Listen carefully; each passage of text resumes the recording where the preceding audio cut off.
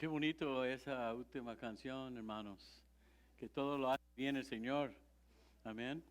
Qué bonito ver otra vez a ustedes, y me gustó cómo entonaron y todo hoy. Estuvo buenísimo. Y bueno, nosotros tenemos un mensaje. La razón de hablar de Israel y el fin de los tiempos es que lo empezamos el miércoles. ¿Cuántos lo perdieron? Hermanos, ¿quién no lo perdió? El miércoles. Yo no lo perdí, ya estaba yo aquí. Amén. Fíjense que lo que está sucediendo en Israel hoy es una indicación que el Señor sigue obrando y manejando las cosas a un fin y a un propósito, en el cual nosotros no debemos ser ignorantes, porque tenemos Biblia, tenemos las escrituras, tenemos las profecías. Y más importante que nada, yo quiero hoy hablar un poco sobre lo que está sucediendo y lo que dice la Biblia sobre los últimos tiempos, Israel. Algunos mensajes, hermanos, son de esos que son muy inspiradores, pero hoy lo que quiero hacer más que nada es informarlos. Y espero que esa información nos dé el sentir de seguridad en lo que el Señor está manejando todo, es soberano. Y aún viendo cómo mueve las naciones y los pueblos, a un fin, un propósito, también maneja nuestras vidas. Si puede mover el movimiento de países y puede bajar países, puede subir países, pues Él también puede manejar la iglesia y cada una de nuestras vidas. Entonces, es interesante, y yo sé que en todas las noticias y todos lugares, cuando uno enciende, no sé, tu teléfono o tu televisión, están hablando de lo que está sucediendo en Israel. Los ojos de todo el mundo están en Israel y todo el mundo tiene una opinión, ¿no? Que los israelitas, que los palestinos, ¿no? Todo el mundo tiene algo que decir, pero la Biblia mencionó hace miles de años los eventos del fin del mundo y lo que iba a pasar en Jerusalén, amén, en Israel. En el fin del mundo, y esto es un poco lo que dije el miércoles, pero lo quiero usar otra vez para como una base. El enfoque no va a ser en Nueva York, ni en los Estados Unidos, en el fin del mundo, ni en Los Ángeles, ni en Beijing, ni en París, ni en Londres. No, el enfoque en los últimos días, los eventos de los últimos días va a ser Jerusalén. Jerusalén va a ser el capital del mundo cuando viene el reino de Cristo, el milenio.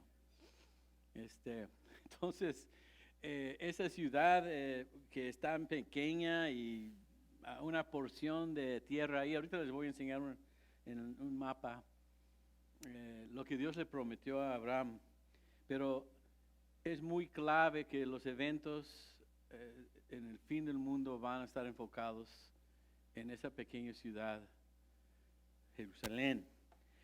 Quiero que vean, lo enseñé el miércoles para que no se sienten que lo perdieron, ¿no? Pero aquí quiero construir otra vez la base. Entonces vamos a ver primero este versículo. Oh, perdón, no es. Déjame ver. Vamos a ir al español. Aquí está. ¿Qué pasó? No sé, a ver. Lo hice en español también. Oh, okay. Okay. Can I move it? Okay. Este versículo, vamos a ponernos de pie, hermanos. Lo vimos el miércoles, lo voy a usar como una base, un fundamento para después de ir lanzándome. Dice Zacarías 12:3, cuando llegue ese día, Claro que está hablando de los últimos días y el día de la llegada del Señor.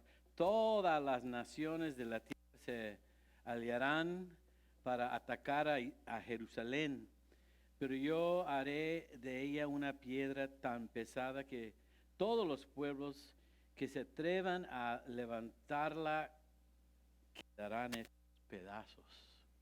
Qué increíble, ¿no? Vamos a orar, ¿no, hermanos? Señor, te pedimos en esta mañana que nos guíes, que podamos tener una mirada hacia lo que ya está escrito, lo que tu palabra ya nos ha dicho. Así darnos seguridad, darnos, Señor, entendimiento y más que nada, Señor, una paz y la fe que nos ayude, Señor, a seguir adelante con lo que tú tienes para nosotros como iglesia, como cristianos. Señor, sabemos que están pasando muchas cosas y podía ser un movimiento ya para llevarnos a este día que se menciona en Zacarías. Gracias, Señor, porque tenemos nosotros tu palabra, tenemos nosotros, Señor, lo que tú has entregado a nuestras manos, la palabra del Señor Jesús. Bendíganos y lo pedimos todo en el nombre de Cristo Jesús. Amén. Pueden tomar asiento, hermanos. Y Jerusalén va a ser como una piedra pesada, una piedra de tropiezo a los que la tratan de levantar, no van a poder. Usando la piedra como la ciudad de Jerusalén, pues ¿para qué lo quieren levantar? Lo quieren quitar.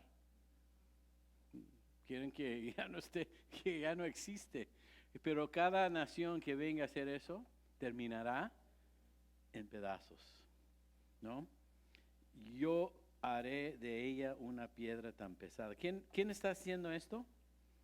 El Señor. El Señor es el que lo está haciendo así. El Salmo, no lo tengo arriba, pero lo voy a leer, 46 del 5 al 7, nos dice esto y nos hace saber que Dios está interviniendo en los eventos del mundo. Dios está en medio de la ciudad. Ese es Salmo 46 del 5 al 7. Dios está en medio de la ciudad, hablando de la ciudad de Jerusalén. Por eso la ciudad no será conmovida. Ya en la mañana Dios le brinda su ayuda. Braman las naciones, se tambalean los reinos, pero Dios habla y la tierra se derrite. Con nosotros está el Señor de los ejércitos. Nuestro refugio es el Dios de Jacob.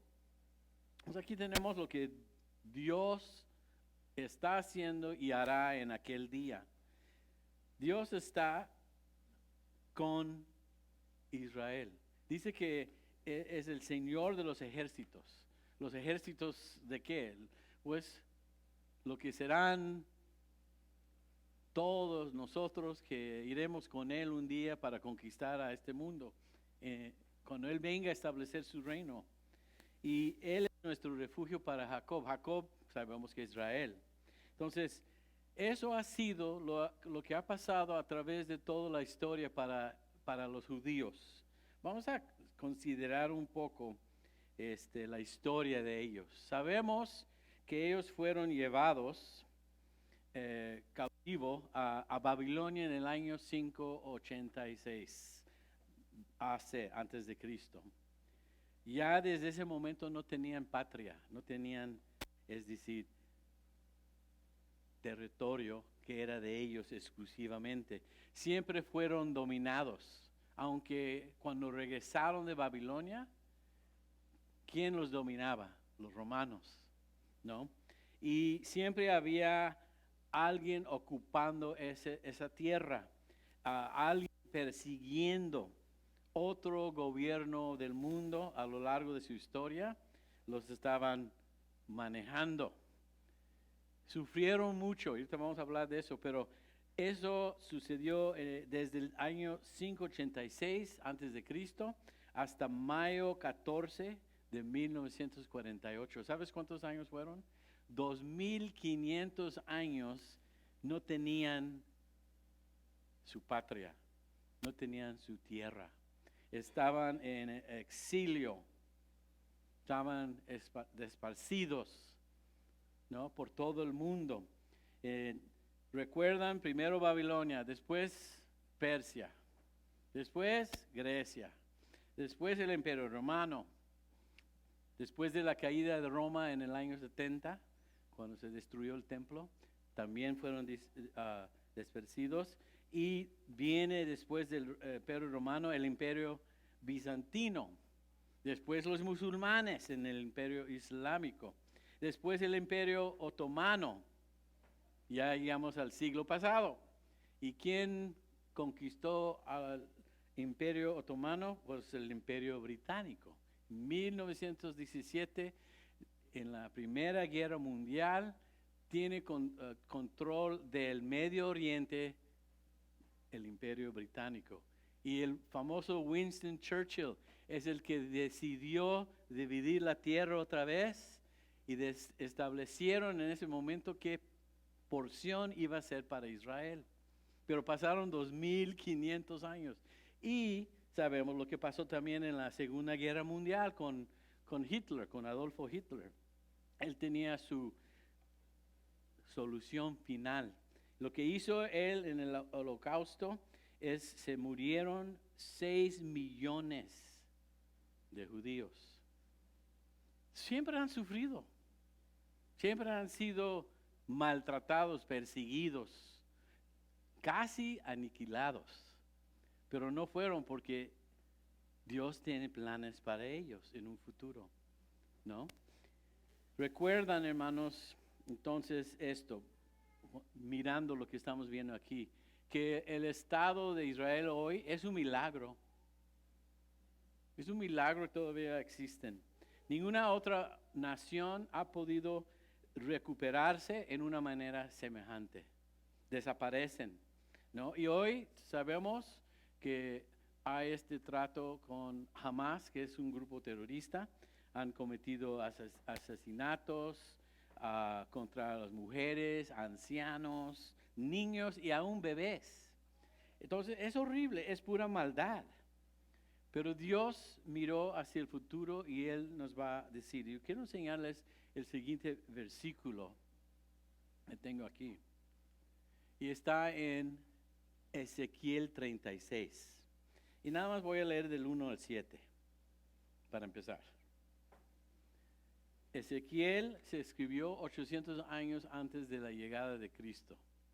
Y fíjate que el Señor está enseñándonos qué va a suceder en el fin. Así dice: tú, hijo de hombre, profetiza a los montes de Israel. Diles que oigan la palabra del Señor. Así ha dicho Dios el Señor. También lo tienen en la pantalla, espero que no esté tan chiquito. Así dice, versículo 2, así ha dicho Dios el Señor. El enemigo se burla de ustedes. Vaya, hasta las alturas eternas se nos han dado en posesión. Ahí está el primer problema. Los enemigos de Israel tomaron posesión de las alturas y decían que pertenecían a ellos. ¿No lo dice, hermanos? Hasta las alturas, el versículo 2 lo pueden ver, dice, eternas se nos han dado en posesión. Pues las naciones alrededor, o los imperios que vinieron a conquistar el Medio Oriente y lo que es Israel, no pueden tomar posesión de lo que no es de ellos. ¿Sabes por qué sabemos? Vamos a seguir leyendo. El versículo 3. Por eso profetiza contra ellos. Así ha dicho Dios el Señor. Ustedes han sido asolados. Por todos lados, gente de otras naciones se los han tragado. Los han convertido en tu propiedad. Los han hecho caer en boca de habladores para que sean la burla de todos los pueblos. Por eso, montes de Israel, escuchen la palabra de Dios, el Señor. Así ha dicho Dios el Señor a los montes y a las colinas, a los arroyos, a los valles, a las ruinas desoladas y a las ciudades desamparadas que quedaron expuestas a la burla de las naciones vecinas y a hacer su botín de guerra. Así sí, así ha dicho Dios el Señor. En el ardor de mi enojo, ciertamente he hablado en contra de las demás naciones y en contra de todo Edom, porque alegremente y con enconada vehemencia se disputaron mi tierra para quedarse con ella. Así lo encuentran ahí, hermanos, en el versículo. ¿Qué hicieron las naciones que pasaron por ahí, por ese área del Medio Oriente? Se quedaron o quisieron quedarse con ella. Se dieron es decir, se dieron mi tierra a ellos mismos. ¿Lo ven ahí en Ezequiel? Quisieron tomar prisioneros a los que fueron expulsados de ahí.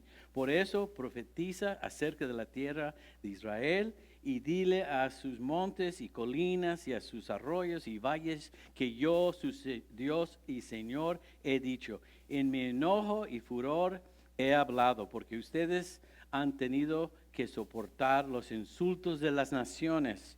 Por eso yo, su Dios y Señor, levanto mi mano y juro que las naciones que están alrededor de ustedes tendrán que soportar su propia fuerza. Entonces lo que estamos viendo aquí, hermanos, es que Dios, y no lo pasé al siguiente, y ahí está, que Dios denuncia a las naciones que han tratado de dominar a Israel. ¿Cuál es el problema? Este versículo que se ve aquí enfrente. Vamos a hablar de esto. Esto es lo que Dios hizo con Abraham. Y es esto. Dice en Génesis 15, 18. En aquel día el Señor hizo un pacto con Abraham. Le dijo, a tu descendencia le daré esta tierra. Y fíjense desde dónde hasta dónde. Desde el río de Egipto, que es el río Nilo, hasta el gran río Eufrates. Entonces les voy a enseñar aquí algo. Aquí hay un mapa. Dice que desde el río en Egipto, que es el Nilo, se encuentra aquí. Ahí está el Nilo. Y acá, Eufrates. Fíjate, todo esto es lo que prometió Dios a Israel. Todo esto. ¿Y sabes qué tienen? Esta porción aquí, chiquitita. Y están peleando por este lugar aquí hoy, Gaza. Nada más que vean, Dios prometió otra vez desde aquí está el río Nilo, hasta acá. El reino de David tuvo más o menos como hasta acá donde hoy es Jordán, más o menos así, es lo más grande que creció. Entonces eso nos habla de un futuro, porque todavía no tiene posesión desde el río Nilo hasta el río Eufrates. ¿Cómo lo ven, hermanos? Dios le dio a Abraham, en este versículo que acabamos de leer, el título de propiedad. Nosotros que somos dueños de casa, ¿no? O los que han sido dueños de casa, ese título es un documento legal que transfiere la propiedad de una persona a otra persona. Es la prueba que tú tienes el derecho de ese terreno. Ese terreno pertenece a Abraham y a su descendencia. ¿Quién lo prometió? Porque ahí es donde todo el mundo tiene su opinión. Bueno, pues pobrecitos de los palestinos, ¿no? Y pues cuando vinieron los israelitas, pues se los quitaron. Bueno, ellos tienen su porción, pero ¿de quién pertenece? Nunca dijo que no pueden vivir juntos otras personas, otros grupos, pero pertenece a Abraham, a su descendencia. Vimos que el Señor, en el versículo anterior, el Señor tiene celos por ese territorio, por ese lugar. Y fíjense, ese es lo que Dios hizo, un pacto. ¿Qué es un pacto? Es un contrato. Dios no dice algo un día y después, me cambio de opinión.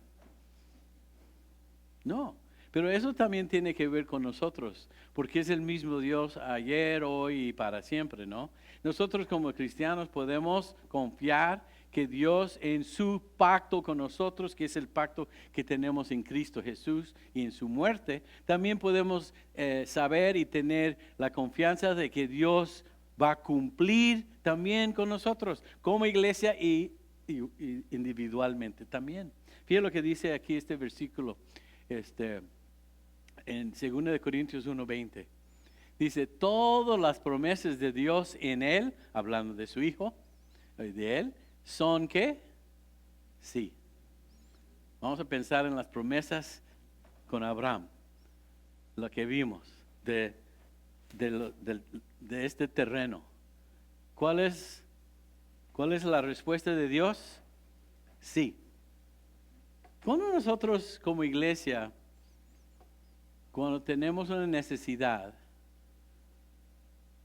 sabemos que podemos encontrar en la Biblia una promesa para esa necesidad o para esa situación en nuestras vidas.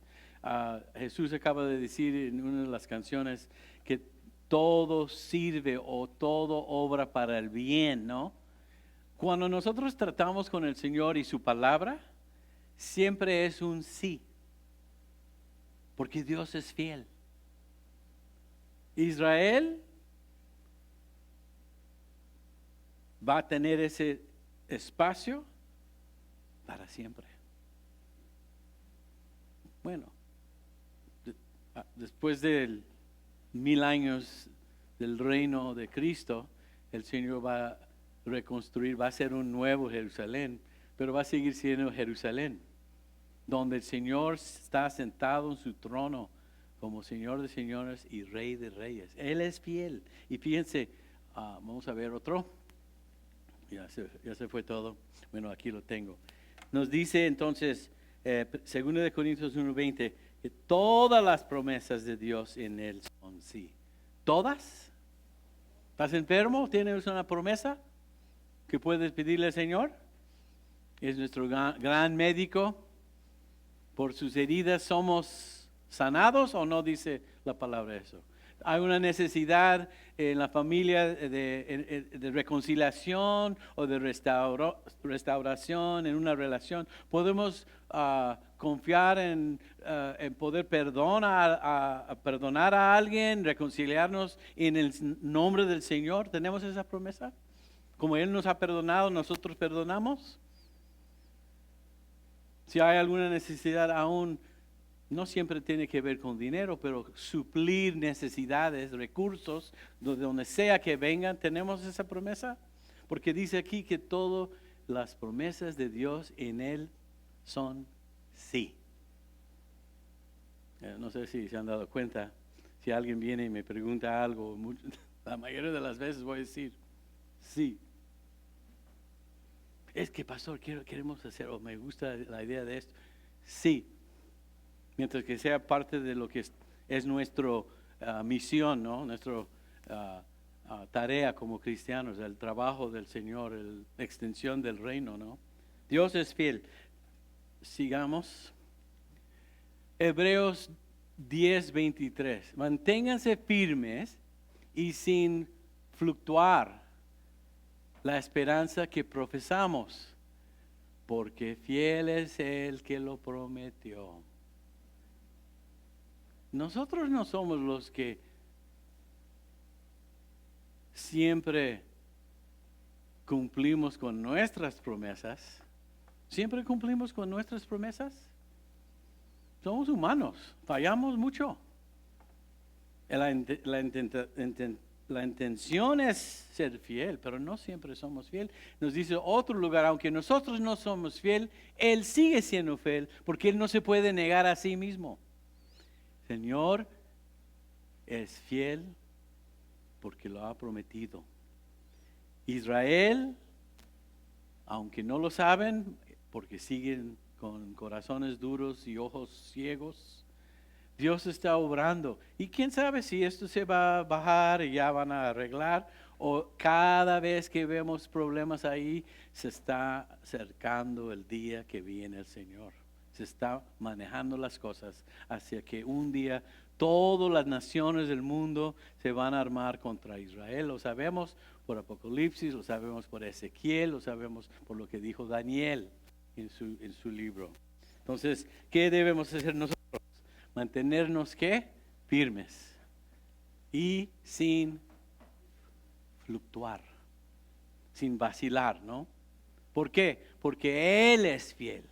Y cuando miramos lo que está pasando en el Medio Oriente, yo sé que la gente, ay, ¿qué va a pasar? Y sí es horrible, o qué vamos a hacer, y qué debe ser nuestra posición. Nuestra posición siempre debe ser lo que dijo el Señor a Abraham: el que te bendice, bendiceré, y el que dice la siguiente, y que el te maldice, maldiceré. Mi esperanza es que Estados Unidos sigue siendo país que apoya a Israel, porque el que apoya, el que bendice, será bendecido. Nosotros tenemos un pacto con ellos, y si lo rompemos,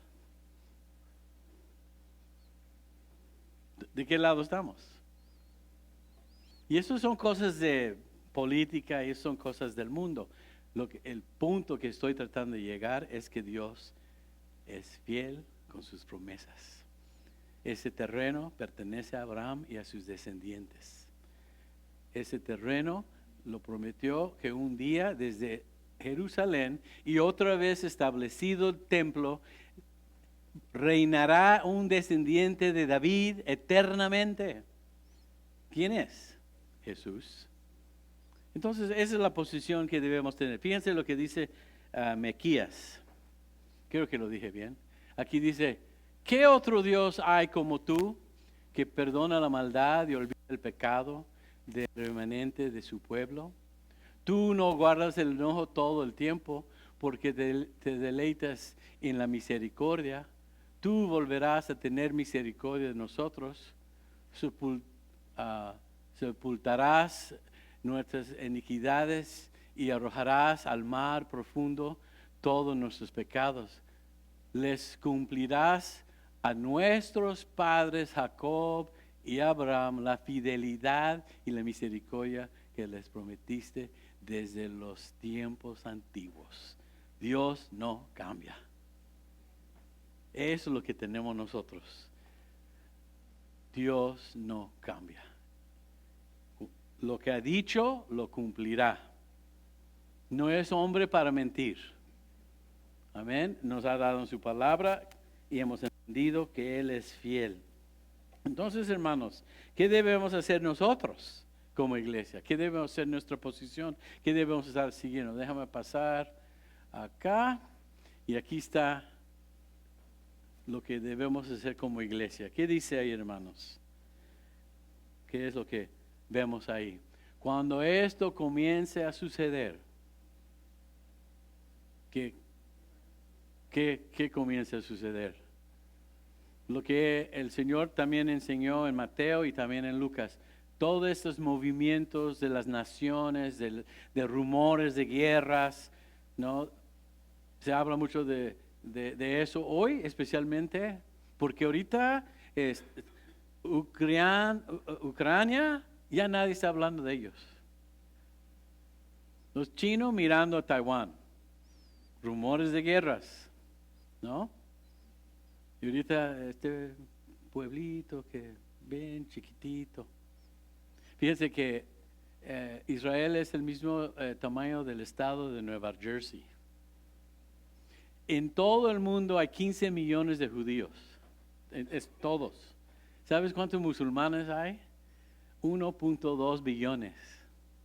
Y este país ahí está.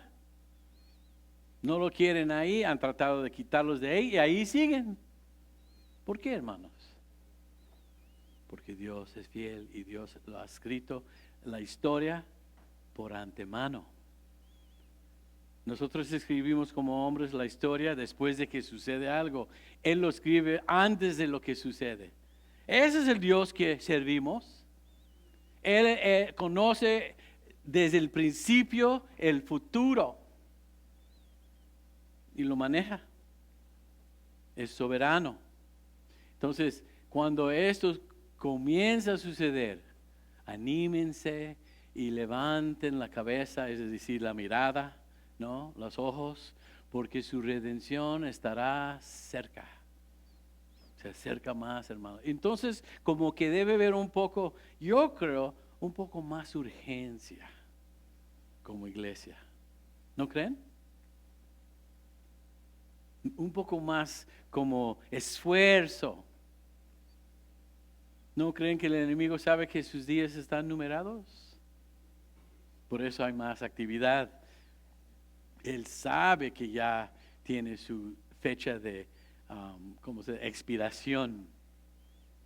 Y nosotros sabemos que su venida, igual cuando se fue en la ascensión, dijo el ángel, este mismo Jesús que has visto ascender, subirse en las nubes, regresará de la misma manera. Viene el Señor. Como iglesia, hermanos, ánimo. Como nos dice, animarse, levanten los ojos, la cabeza, para mirar que nuestra redención estará cerca. Bueno, es lo que han dicho los cristianos por 2000 años.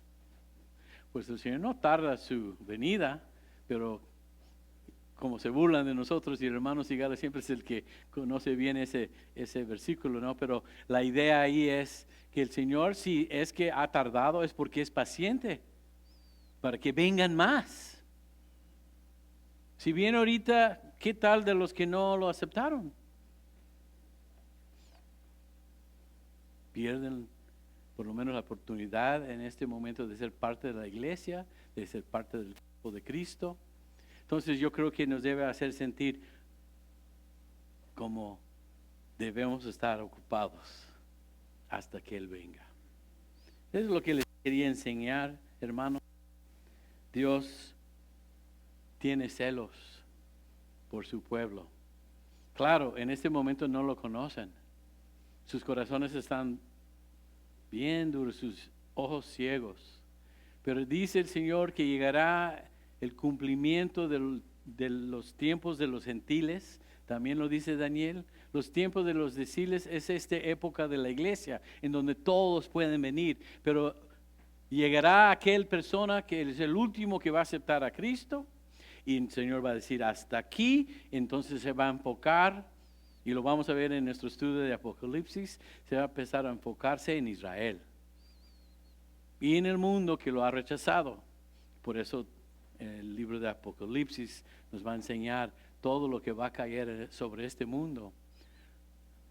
Y fíjese que este problema, hermanos, tan serio, que Israel está dispuesto a pedirle a más de 1 millón de personas que se vayan de Gaza, de la parte norte, porque ellos quieren entrar con sus tanques y con sus soldados, con sus botas y sus rifles y para buscar estas personas, ¿no? Que ellos están dispuestos a arriesgarse de esa manera, ¿no? Tan importante para tener esa seguridad que no pueden encontrar. O imagínate que de repente, hermano Max, te llega un misil de un Hamas, un cohete de Hamas y cae en tu alberca. Y van a decir, ay, todavía vamos a correr, ¿no? Imagínate cómo es eso. No quisiera decir esto, pero se arrancan la bebé de la hermana Ade y se van con ella. ¿Sabes lo que va a pasar, hermanos? Se está armando la desesperación de un Mesías, pero va a llegar uno falso, se llama el anticristo. Y él va a tener la solución para los musulmanes, los palestinos y los israelitas. Y él va a venir en paz y va a hacer un acuerdo, un pacto con ellos. Y todos van a decir paz, paz, paz. Esto se está llevando para eso. ¿No quisiéramos tener a alguien que nos puede mejorar los precios de gasolina? Otro día le puse el premium, porque supuestamente que en mi carrito sube unos 50 potencia de caballos, ¿no? Pues me gusta de vez en cuando meterme la pata para moverme, pues esos camiones vienen bien rápido y ahí estoy yo bien chiquito, ¿no? Entonces, ¿qué tal la comida? ¿Cuánto cuesta 2 bolsas de comida? Mira, yo ahorita que estoy solo, yo pensé, la primera vez que fui a comprar ya que se había ido Sammy, compré lo mismo que siempre compro pensando en que no pensé que no está él. Y de repente me di cuenta que, hijo, es demasiada comida. Pero no es raro que casi ni puede salir del mercado que no sea $100. ¿Recuerdan los días cuando eran 50? 20, hermano.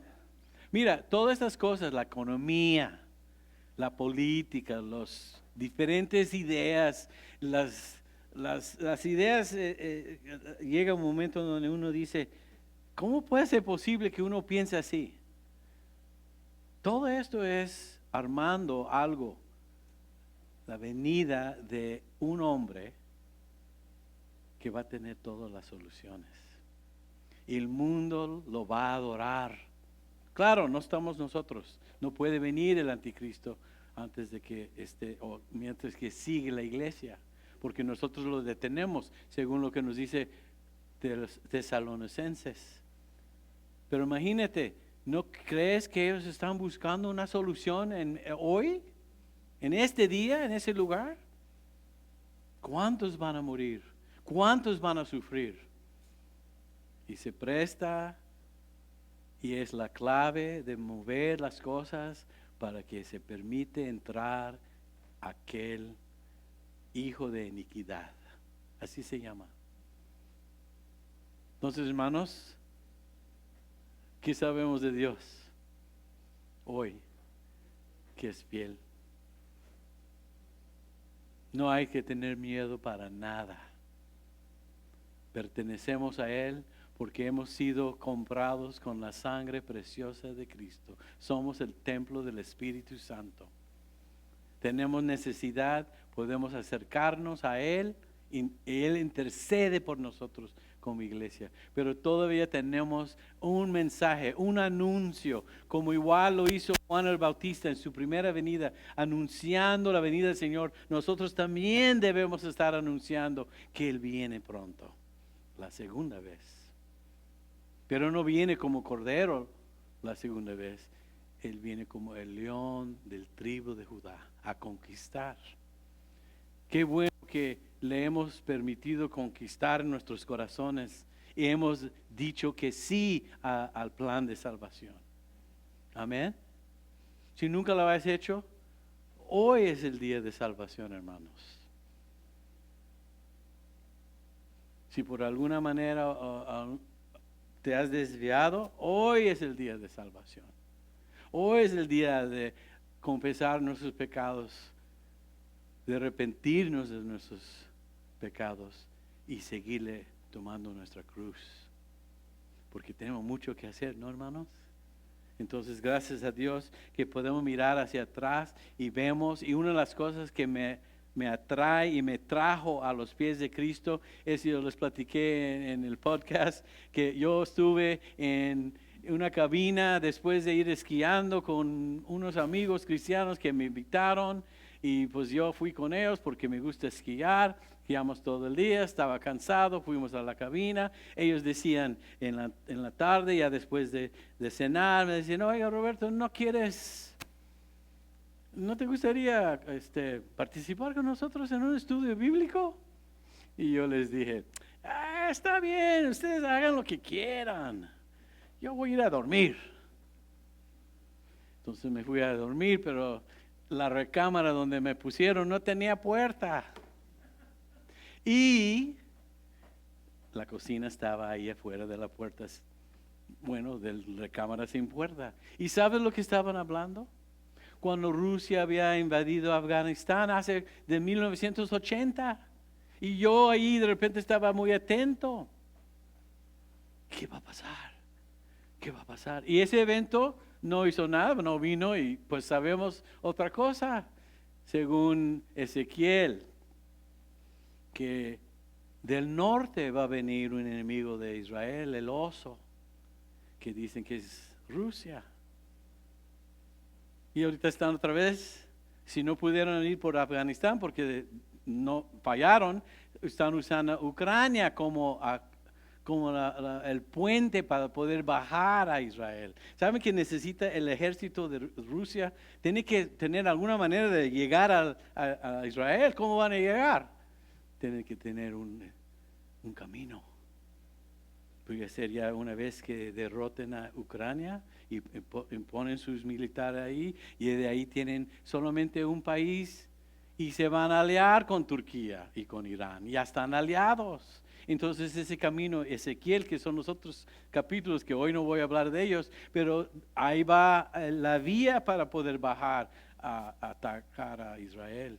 ¿Sabes que la China acaba de decirle al presidente Biden, oiga, tú déjanos en paz con Taiwán, porque ellos quieren atacarlo, y nosotros no vamos a interferir con Israel, como diciendo, amenazando? No, muchas cosas están pasando. ¿Quién sabe si va a ser el momento, el día, el cual habla aquí Ezequiel?